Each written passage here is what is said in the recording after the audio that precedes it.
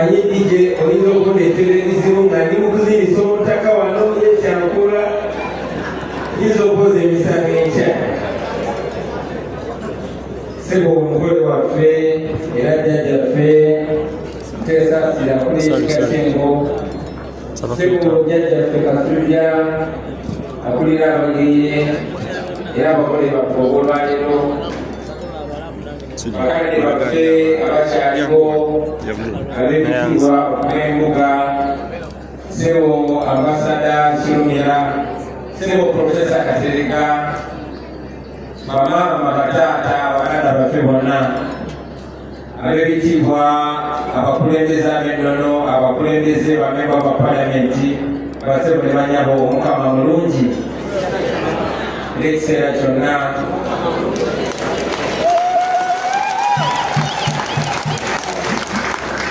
kyakitiibwa nnyo okufuna omukisa okubabuuzaako ku mbaga eno ey'ekitiibwa ennyo eya jjajjaffe Muteesa.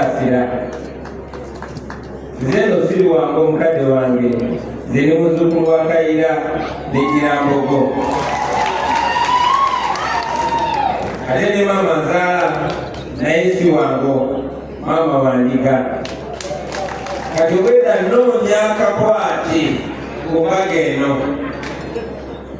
weewaawo mikwano gyange Bazirango Edward Sebufu gwe mmanyi nga Edi Mutwe musajja wango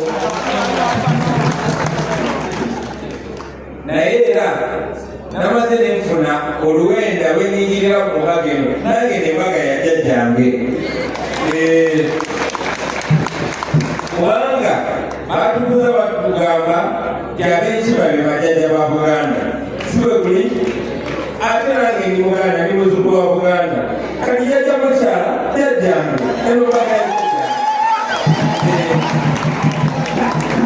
njagala nnyo okubayirizaaliza okutuuka ku lunaku luno olw'ekitiibwa. Jjajja weebale nnyo weebalire ddala kutuweesa kitiibwa ng'omugigi. Omanyi wabawo obweraliikirivu bungi ng'obuvunaanyizibwa obw'enkizo buweereddwa omuvubuka. Nkakasa ne bakadde baffe baafunamu okwesiba nga balaba omuvubuka omuto ye jjajja ate atwala mu kika ky'engo. Gera bwe kiri mu kika eky'enseenene bwe guli mu kika eky'engeye ne walala wangi. Naye ebikolwa nga bino eby'ekitiibwa bwe biba bigenda mu maaso jjajja obutuwadde akabonero akalungi. Weebale nnyo weebalire ddala. Eyo endowooza yaffe guno omulembe Mutebi abatemannakimanya Ssaabasajja Kabaka guno omulembe yagukwasa abavubuka.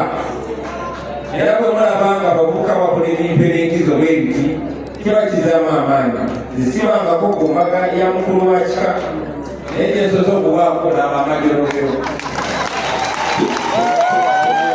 Kati ekyo kyongerera ddala okulaga ekinabeera nga ne pulezidenti w'eggwanga naye muvubuka.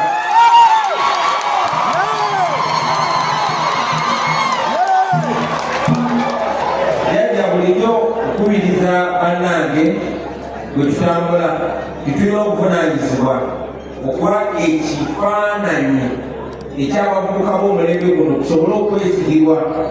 Bakitaffe batuzaalanga baazimbanga bakola emikolo nga gino mu myaka egy'obuvubuka. So kitukakatako naffe okulaga ekifaananyi ky'omulembe gwaffe guno. Weebale nnyo okukulembera bulungi mu ngeri eyo.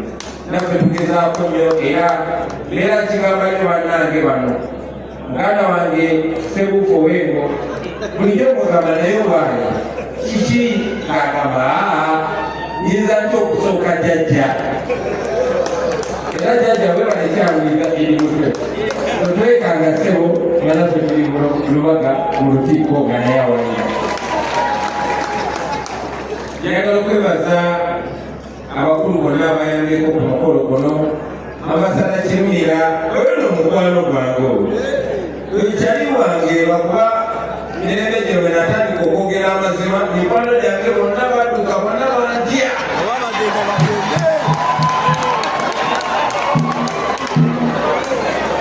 Bagambye eyo mu nkukutu towali tulinawe naye omanya abasajja bakambwe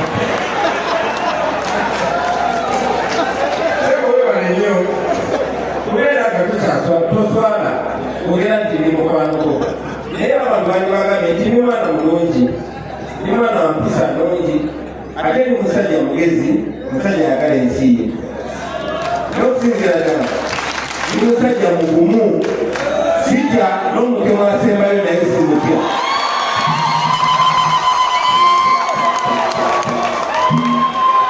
njagala okwebaza bakadde baffe ngenda okulira ku mbaga eno ate nembeerako paka obudde bw'ekiro sebo Profesa Katerega munange tubeereyo ne tukulaba ne tubwenyumirizaamu twebale nnyo emirimu gy'okulera Obuganda twebale nnyo n'okusiga eddoboozi naddala ffe abaana ba Buganda abeesobola tubeerayo omutima gutumira Ssaabasajja twebale kubitwogerera tumanyi era tukkiriza Omukama ngali naffe n'empewo z'abajjajjaffe nga nazo ziri naffe Ssaabasajja Kabaka ajja kukomawo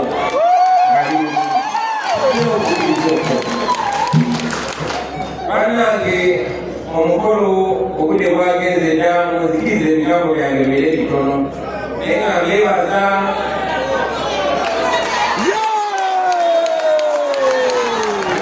nnyo olw'okwagala jjajjaffe olw'okumwagira ku mukolo guno gw'ekitiibwa olw'okwagala ennono yammwe olw'okwagala okwa Kabaka n'olw'okwagala Kabaka tukitegeera abamu naddala kumu abavubuka olumu kibasuukako ne musula ku maloboozi nga mubanja Kabaka wammwe bakubiriza mukikole mu bukakamu mukikole mu kwagala ensi yammwe mu kwessaamu ekitiibwa n'okunsa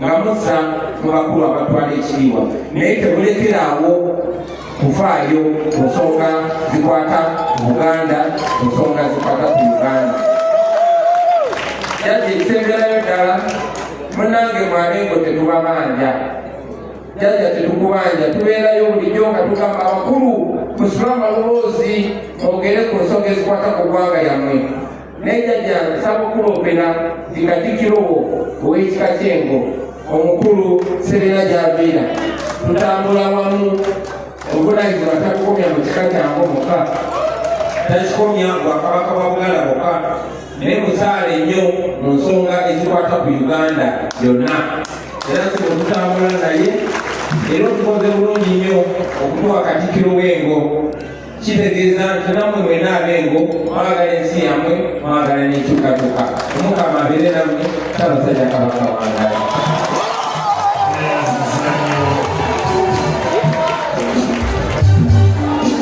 tukwaniriza ku Mugisha Nandi Tours and Travel. Oyagala kusoma, kulambulako oba kutambula na mwagalwawo, tukukolera ku students visa mu nsi nga Canada, America, German, Netherlands n'endala nnyingi. Ate gwe visa yalema, Mugisha Nandi Tours and Travel ky'ekyokuddamu kyo. Tulina obumanyirivu mu by'okukola ku visa n'osobola okutambula. Tukuwa n'amagezi nga wandyagadde okukolera e Bulaaya. Mugisha Nandi Tours and Travel ekuyamba okukuluŋŋamya okufuna obutuuze, tulambuza saako n'okufunira ebifo eby'omulembe aw'okusula n'okukyakalira mu Uganda. Tusange ku Kalungu Building okuliraana City Square, Kampala Road, Level 4, Room 1.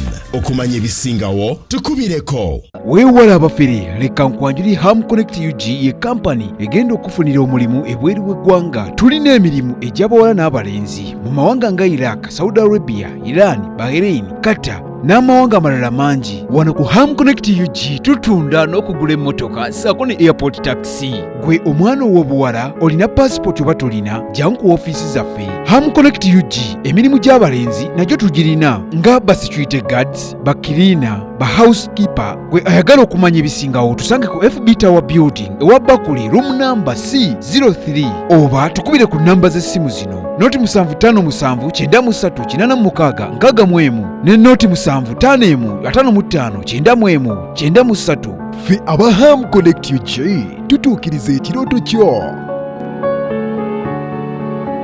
tekyabadaza ku Masaka Road, Chiwawu ku Mityana Road, Busunju, Baka, Mende Kohima Road, Bombo Road, Gayaza Busiika, Gayaza Kayunga n'okwetulula Mukono yonna saako mu bitundu bya Uganda ebyenjawulo. Basoloza amayumba g'abapangisa era nga bazimba n'okuwa pulani z'amayumba. Ssenjale be bokka abakulaakulanya omuntu wa wansi n'okumuzzaamu essuubi.